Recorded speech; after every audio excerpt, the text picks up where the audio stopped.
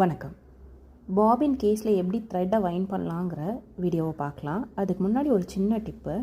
Thread spooler மேலே இருக்கிற cover இருக்கு இல்லையா, அந்த கவரை தூக்கி போட்டுறாமல் இந்த மாதிரி அதை ரொட்டேட் பண்ணி அந்த ஸ்பூலருக்கு உள்ளரையே வச்சு நம்ம இன்சர்ட் பண்ணி சேவ் பண்ணி வச்சுக்கிட்டோம் அப்படின்னா, இந்த த்ரெட்டு காலியானாலும் அதில் இருக்கிற அந்த கவரில் இருக்கிற நம்பரை வச்சு இதே ஷேடை நம்ம வாங்க முடியும்.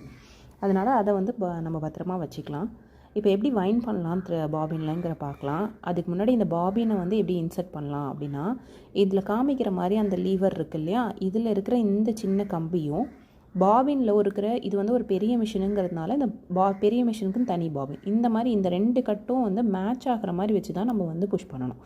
மேலே அந்த த்ரெட் ஹோல்டரில் நம்ம த்ரெட்டை போட்டுட்டு கீழே இது இந்த த்ரெட்டோட டென்ஷனை கொடுக்கறதுக்காக அந்த ஸ்க்ரூ இருக்கும். இதில் த்ரெட்டை இன்சர்ட் பண்ணிவிட்டு பாபினில் ஒரு தடவை சுற்றிட்டு அந்த ரெண்டு ரிங்கும் பாபினில் இருக்கிற கட்டும் மேட்ச் ஆகிற மாதிரி வச்சு புஷ் பண்ணி இழுத்துட்டு இந்த சைடு இந்த ரப்பருக்கு பக்கத்தில் இருக்கிற இந்த லிவரை லெஃப்ட் ஹேண்டால் பிடிச்சிட்டு ரைட் ஹேண்டால் வீலை ரொட்டேட் பண்ணோம் அப்படின்னா பாபினில் த்ரெட் வைண்ட் ஆகும்.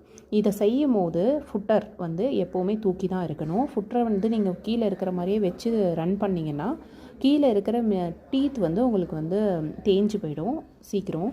அதனால் எப்போவுமே பாபின் வைண்ட் பண்ணும்போது த்ரெட் வைண்ட் பண்ணும்போது ஃபுட்டர் இதில் காமிக்கிற மாதிரி மேலே லிஃப்ட் பண்ணி தான் இருக்கணும்.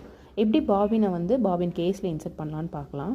இந்த மாதிரி பாபின் கேஸில் அந்த கட் இருக்கிற இடத்துல த்ரெட் பாபினை இந்த மாதிரி ஆப்போசிட் டைரெக்ஷனில் த்ரெட் இருக்கிற மாதிரி வச்சுட்டு இந்த மாதிரி இதில் காமிக்கிற மாதிரி கரெக்டாக ஆப்போசிட்டில் வச்சுட்டு அந்த கட்குள்ளே வச்சு விட்டு இதில் இழுத்தோம் அப்படின்னா பாபின் ஹோல்ட் பண்ணும்போது கரெக்டாக நிற்கணும். அப்படி தான் அதோட டென்ஷன் கரெக்டாக இருக்குதுன்னு அர்த்தம். அப்படி டென்ஷன் சரியில்லைன்னா அதில் இருக்கிற ஸ்க்ரூவை அட்ஜஸ்ட் பண்ணிக்கலாம். கீழே பாபின் கேஸில் இந்த பாபினை பாபின் கேஸில் செட் பண்ணும்போது கீழே அந்த கட்டு ரெண்டும் ஒன்றா வர மாதிரி பார்த்துக்கணும். மேலே ஒரே ஒரு தடவை வீலை ரொட்டேட் பண்ணி மேலே பாபினில் இருக்கிற த்ரெட்டை புல் பண்ணி எடுத்துடலாம். எடுத்ததுக்கப்புறமா இந்த ரெண்டு இதையும் ஒன்றா சேர்த்து பின்னாடி வச்சுட்டு தான் ஸ்டிச் பண்ண ஆரம்பிக்கணும்.